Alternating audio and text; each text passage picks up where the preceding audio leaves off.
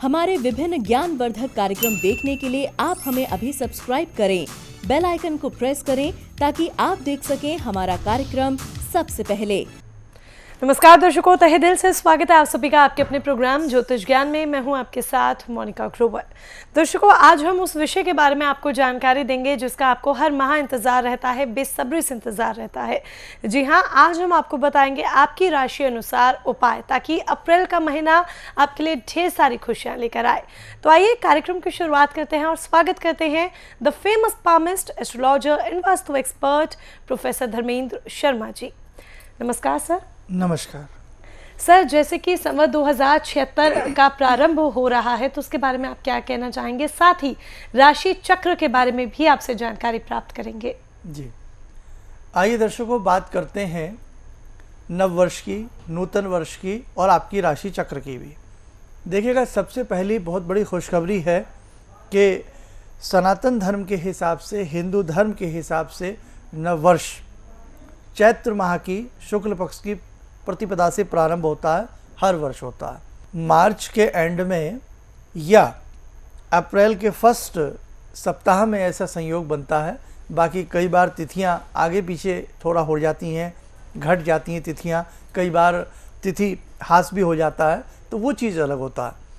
लेकिन हमेशा मोटी सी हम बात याद रखें कि हिंदू नव वर्ष, हिंदू पंचांग का प्रारंभ, हिंदू नव वर्ष का प्रारंभ, हिंदू कैलेंडर का प्रारंभ और संवत का आगमन, संवत का एंड और प्रारंभ, ये आप मान के चलिएगा हमेशा जो होता है वो चैत्र शुक्ल पक्ष की प्रतिपदा से प्रारंभ होता है।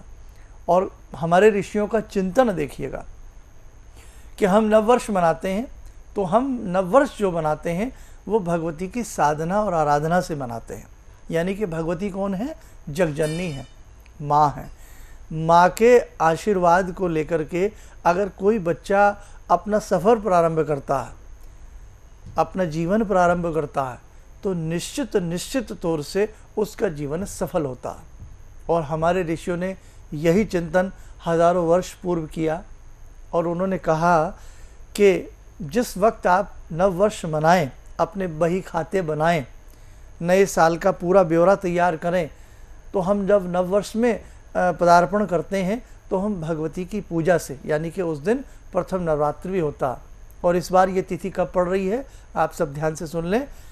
6 अप्रैल दिन शनिवार, उस दिन शुक्ल पक्ष की प्रतिपदा है चैत्र मास की।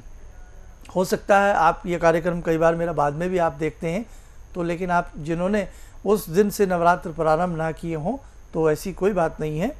आपसे जितना जैसे बन पड़े आप अपने राशि चक्र के उपाय कर लेना, ठीक। दूसरी बात कि ऋषियों के चिंतन के साथ साथ कन्या पूजन, माँ भगवती के घट की स्थापना और पूरे अष्टमी नवमी पर्यंत तक हम नवरात्रों की बेला में विशेष प्रकार की साधना आराधना को करते हुए हम अपने नव वर्ष का प्रारंभ करते हैं। ये कितनी बड़ी सोच है, ये कितनी बड़ी बात है। हम ऐसा नहीं कि हम साहब सैर सपाटे पे निकल जाएं, हम हुल्लड़बाजी करें, हम हू हा करें, नहीं साहब, हम भगवान के भजन यजन के साथ एक नव वर्ष को प्रारंभ करते हैं। उसमें आपको क्या विशेष करना होगा, ये सारी चीज़ें वक्त आने पे हम आपको बताते ही रहते हैं, बहुत सारी बातें। लेकिन विशेष तौर से नए संवत्सर में अगर हम अपने राशि चक्र पे ध्यान दें, हम अपने राशि से संबंधित विशेष उपाय करें, तो हमें विशेष प्रकार का लाभ मिलेगा। मैं आपको आपकी राशि से संबंधित उपाय लंबे समय से बताता आ रहा हूँ ना।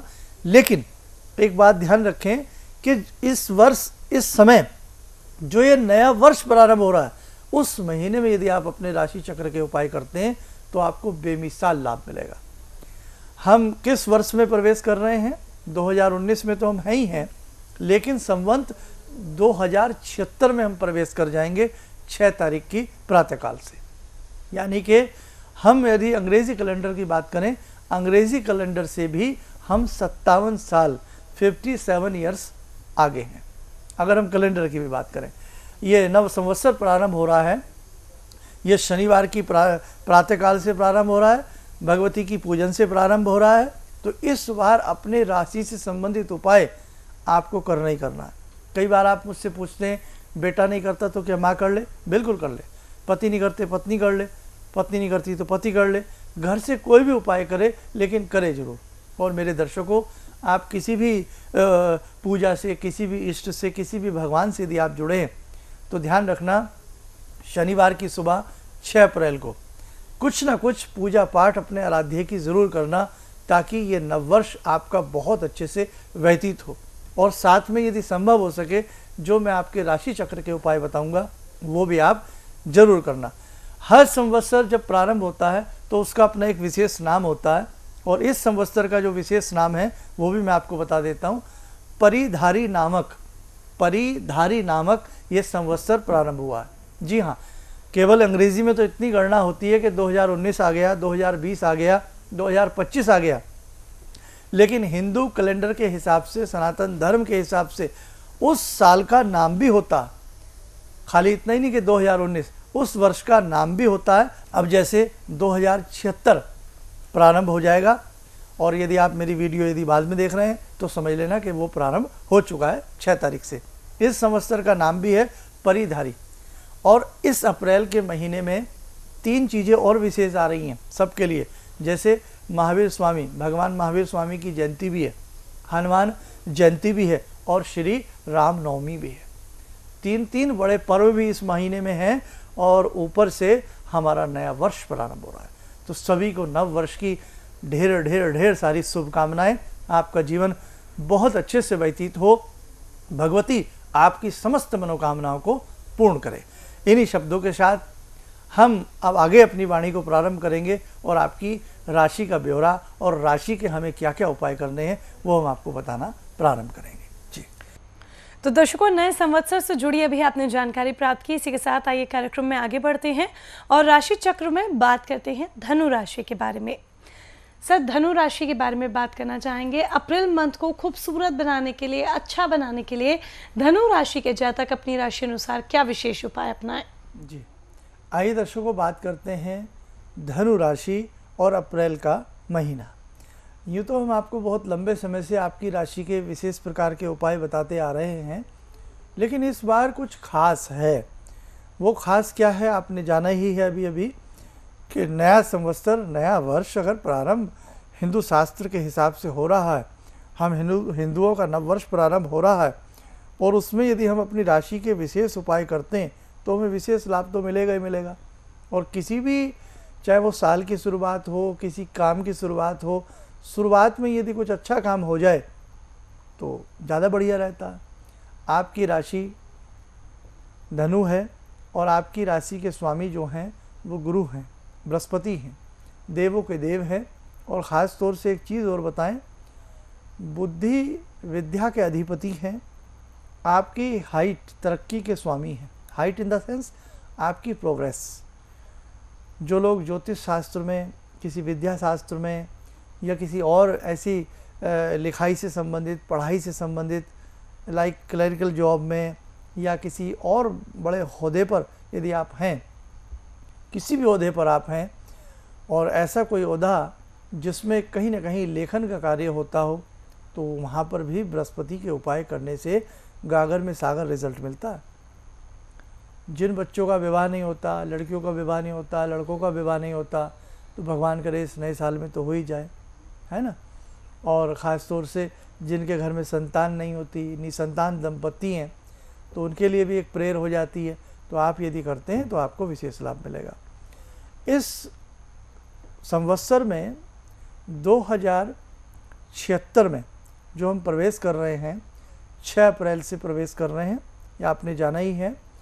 6 अप्रैल दिन शनिवार का है, प्रथम नवरात्र है। चैत्र मास की शुक्ल प्रतिपदा से प्रथम नवरात्र प्रारंभ हो रहे हैं, और उसी से भगवती का आशीर्वाद लेते हुए हमारा नया साल बहुत अच्छे से व्यतीत हो, ऐसी हम कामना करते हैं सभी के साथ। 3 बड़े उत्सव भी हैं, महावीर जयंती है, हनुमान जयंती है, और श्री राम नवमी भी है। तो ये तीनों कार्य भी आपके हाथ से होने हैं, उनके विशेष उपाय होने हैं। यूट्यूब पर बरकरार रहें, हमारे साथ बने रहें।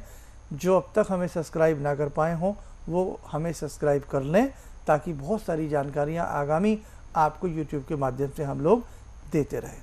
आइए अब आगे सब्जेक्ट को बढ़ाते हैं। आपकी राशि धनु है।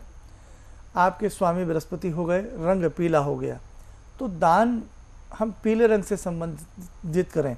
जैसे पीले रंग से संबंधित हम पीले रंग के सुगंधित पुष्पों को अपने देव को चढ़ाएं, अपने इष्ट को चढ़ाएं। अप्रैल के 3 बृहस्पतिवार या 2 बृहस्पतिवार यदि आप ऐसा करते हैं तो आपको बहुत अच्छा रिजल्ट मिलेगा, बहुत अच्छा रिजल्ट मिलेगा। ठीक। दूसरी बात, पीत रंग का तिलक, पीले रंग का तिलक, केसर का तिलक, जिह्वा पर हल्का सा केसर लगाना बृहस्पतिवार के दिन शुभ परिणाम देता है। जो महिलाएं नाक में पहनती हैं, ख़ास तौर से नोज़ पिन जो आप पहनती हैं, नोज़ पिन पर पीला तिलक लगाने से भी भाग्य उदय होता है बृहस्पतिवार के दिन प्रातःकाल। ठीक। और पुरुष की हम बात करें, पुरुष यदि कानों पर पीले रंग का तिलक लगाते हैं बृहस्पतिवार के दिन, तो कहीं ना कहीं ये भी शुभता का संकेत है। ऐसा आप 2 या 3 या 4 बृहस्पतिवार अप्रैल के महीने में करिएगा और ईश्वर की कृपा देखिएगा आप। कई बार देखो दर्शकों, ये भी होता है, आपने उपाय किया और कुछ प्रॉब्लम हो जाती है, तो डरिएगा मत। कई बार क्या होता है, हंसी भी आती है। कई बार हम किसी को उपाय बता देते हैं कि आप हनुमान चालीसा पढ़िए, फ़ोन आ जाता है, हमने साहब हनुमान चालीसा पढ़ी और हमको तो बुखार हो गया, हमको तो दस्त लग गए, डिसेंट्री हो गई। तो साहब ऐसा आपको लगता है कि भगवान आपको दस्त लगाएंगे? कई बार कितनी गिरी हुई मानसिकता हम लोगों की हो जाती है।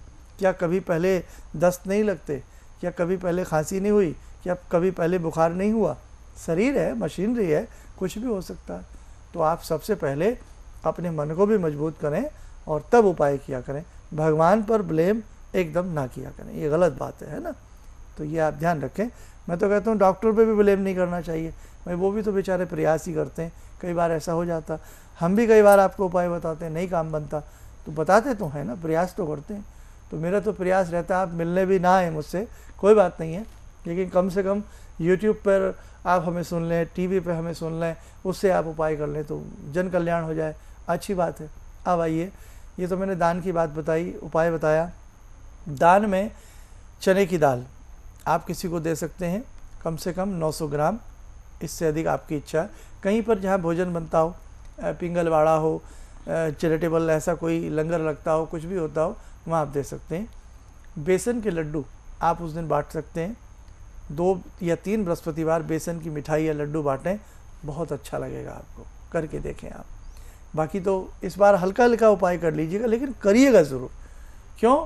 नया साल प्रारंभ हो रहा है और नवरात्रों में दुर्गा माता का पूरा उपाय करते रहना, अष्टमी से प्रतिपदा से अष्टमी तक, नौमी तक, और ऊपर से हनुमान जयंती की रात्रि में हमें क्या विशेष करना चाहिए, भूलना मत। कार्यक्रम ज़रूर देखना इस बार के। अब मैं आपको कुछ मंत्र बताता हूँ।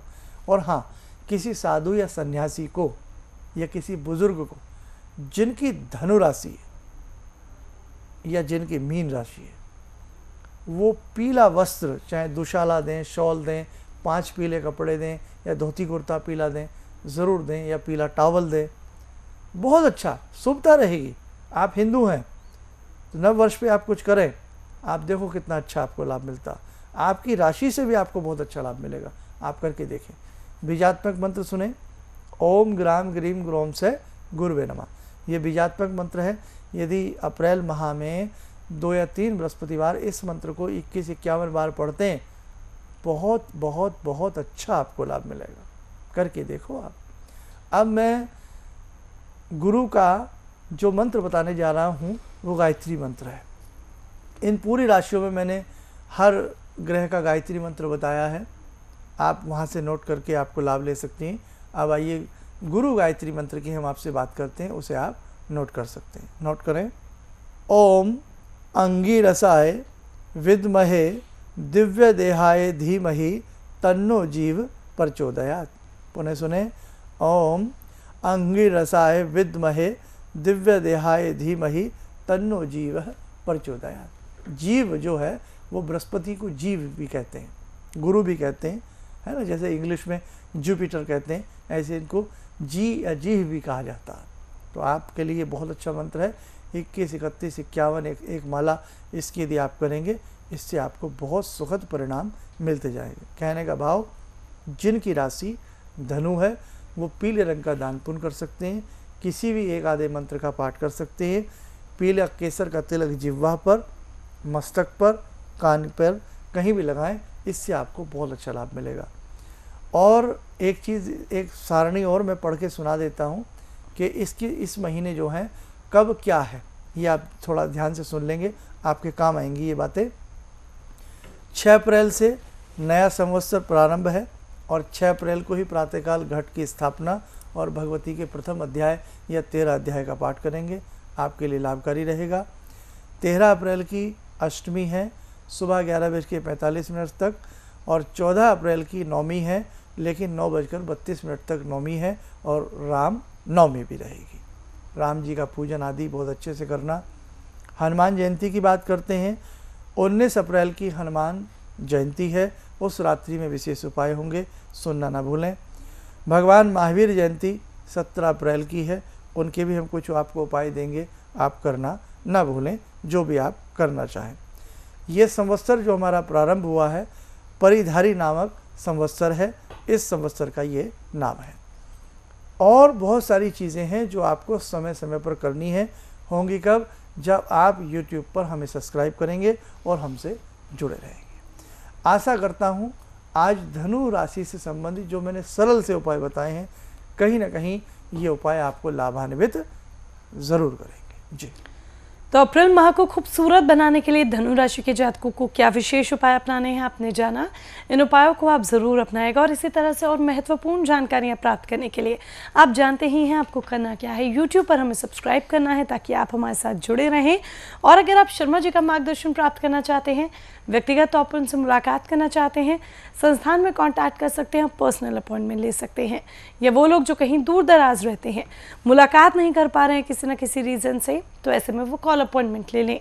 कॉन्टैक्ट करने का समय रहेगा सुबह 10 बजे से लेकर शाम के 6 बजे के बीच में। अब चलने की दीजिए इजाज़त, नमस्कार। प्रोफेसर धर्मेंद्र शर्मा जी से समय समय पर देश के विभिन्न हिस्सों में मिल सकते हैं।